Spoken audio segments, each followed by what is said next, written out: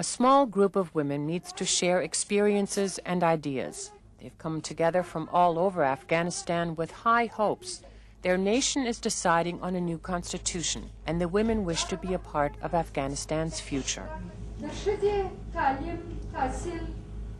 Education, freedom of speech, the economic situation of women. We once had these rights.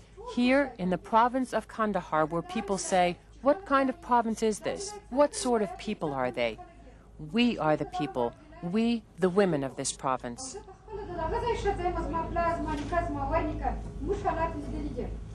The women came to Kandahar to write an Afghan Women's Bill of Rights. They want what all Afghans want for their country: peace and reconstruction. As Muslims, they want a rule of law that is within the precepts of Islam.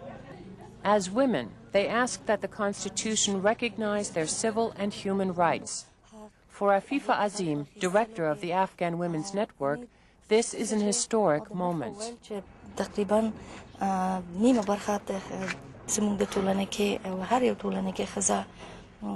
About half the population in our society, or any society, is women, and it's very necessary that women participate in the writing of the law. It will inevitably have an impact on women's lives, and if they make a contribution to it, it will be very good for women, for Afghanistan's reconstruction and its future.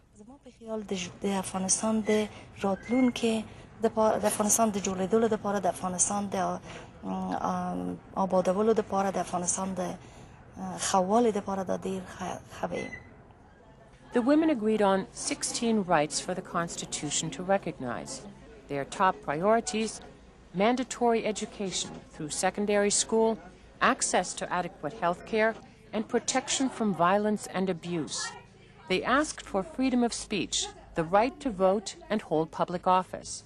They asked for equal pay for equal work, for greater economic and personal control of their lives.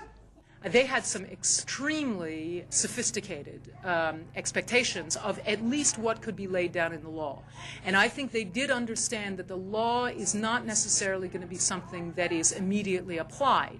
But if you get it in the law, that's a basis on which you can later challenge custom and practice. The women take the opportunity in Kandahar to pray at the holiest shrine in Afghanistan, Kharka Sharif.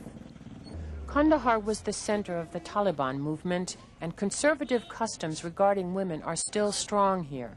Some are traditions that go back centuries, but they were enforced as if they were religious law in the Taliban regime. Social change comes slowly anywhere in the world, but even in Kandahar there are some signs of openness in the interest of all Afghans. Women should have as many rights as men do. They should go to school and work in offices, even in ministries. We need women as much as men to be doctors, engineers, everything. Men and women should be on the same level.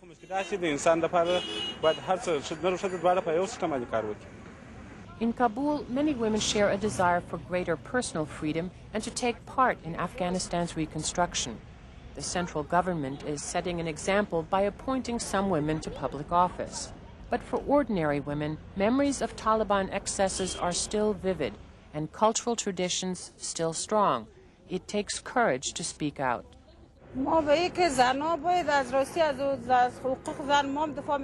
I defend women's rights, and others should too. Right now, the issue of women is such that they're all sitting at home with their burqas. They don't defend their rights because they still fear the Taliban and are afraid to do anything.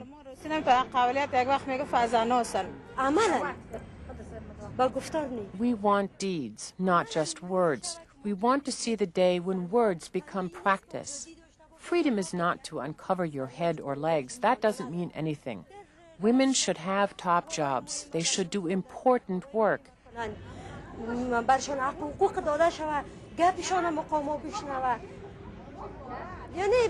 They should be given rights. The authorities should listen to their views. They should be respected.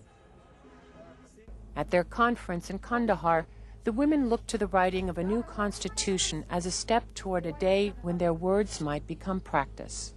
One of the most beautiful things about these women is that they are optimistic and they are hopeful no matter what. And sometimes you would look around and say, how do you have so much hope when this is the situation you're in? But they say because we are at the bottom, we are at the ground floor of life in so many ways, economically, socially, politically, there's no way to go but up.